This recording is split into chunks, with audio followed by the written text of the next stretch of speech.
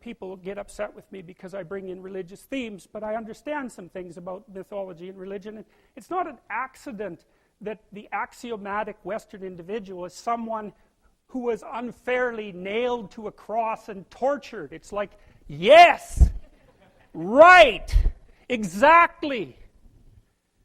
So what do you do about that? Well, I thought about that for a long time too. It's like, well, you don't get together in a damn mob, because all that does is allow you to be as horrible as you could possibly imagine and suffer from none of the consequences. That's a bad idea. So how about we don't do that? Well, there's a deep idea in the West too. It's like, pick up your damn suffering and bear it and try to be a good person so you don't make it worse. Well, that's a truth. I read a lot about the terrible things that people have done to each other. You just cannot even imagine it. It's so awful. So you don't want to be someone like that. Now, do you have a reason to be? Yes. You have lots of reasons to be. God, there's reasons to be resentful about your existence. Everyone you know is going to die. You too. And there's going to be a fair bit of pain along the way, and lots of it's going to be unfair. It's like, yeah, no wonder you're resentful. It's like, act it out and see what happens. You make everything you're complaining about infinitely worse. There's this idea that hell is a bottomless pit, and that's because no matter how bad it is, some stupid son of a bitch like you could figure out a way to make it a lot worse. So you think, well, what do you do about that? Well, you accept it. That's what life is like. It's suffering. That's what the religious people have always said. Life is suffering. Yes. Well, who wants to admit that? Well, just think about it. Well, so what do you do in the face of that suffering?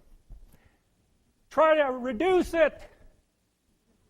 Start with yourself. What good are you? Get yourself together, for Christ's sake, so that when your father dies, you're not whining away in a corner, and you can help plan the funeral.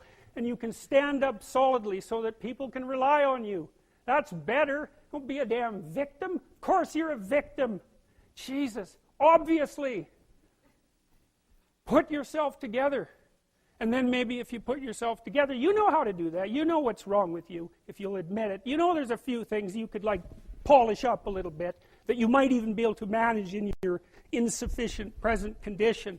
And so you might shine yourself up a little bit, and then your eyes will be a little more open, and then you can shine yourself up a little bit more, and then maybe you could bring your family together instead of having them be the hateful, spiteful, neurotic, infighting batch that you're doomed to spend Christmas with.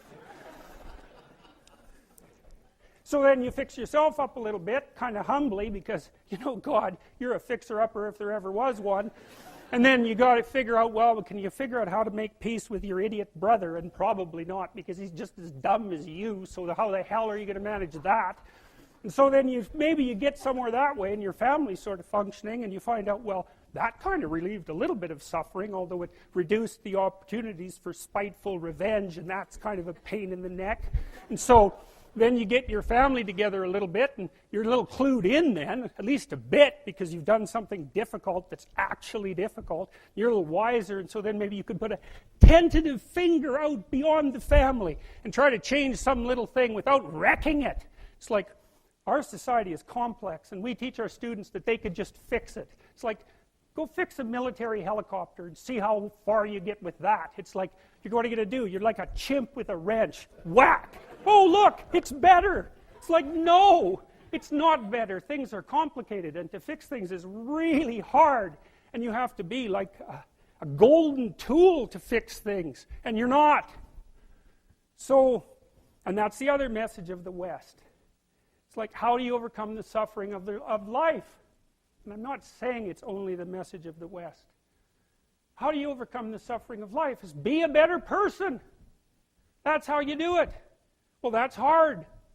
It takes responsibility. And I think, if you said to someone, you want to have a meaningful life? Everything you do matters. That's the definition of a meaningful life. But everything you do matters. So you're going to have to carry that with you.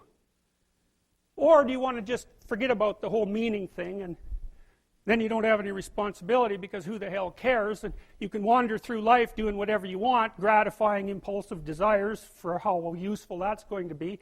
And you're stuck in meaninglessness, but you don't have any responsibility. Which one do you want? Well, ask yourself, which one are you pursuing? And you'll find very rapidly that it isn't the majority of your soul that's pursuing the whole meaning thing, because, well, look what you have to do that. You have to take on the fact that life is suffering. You have to put yourself together in the face of that. Well, that's hard. Christ, it's amazing people can even do it. I'm stunned every day when I go outside, and it isn't a riot with everything burning.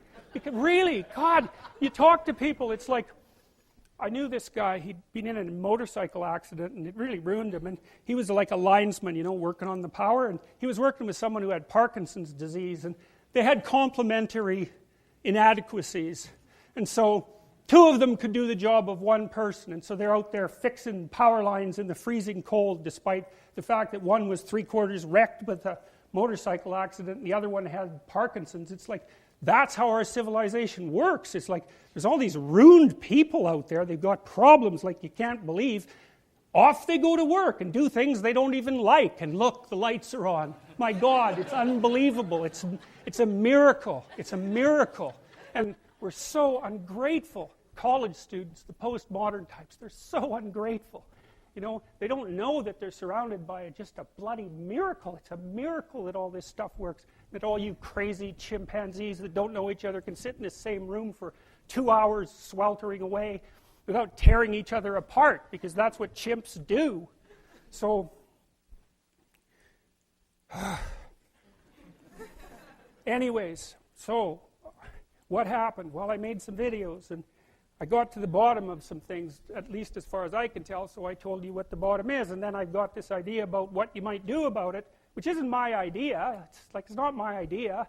It's an old idea. It's far older than Christianity. It's old. It's the oldest story of mankind. Get yourself together. Transcend your suffering. See if you can be some kind of hero. Make the suffering in the world less.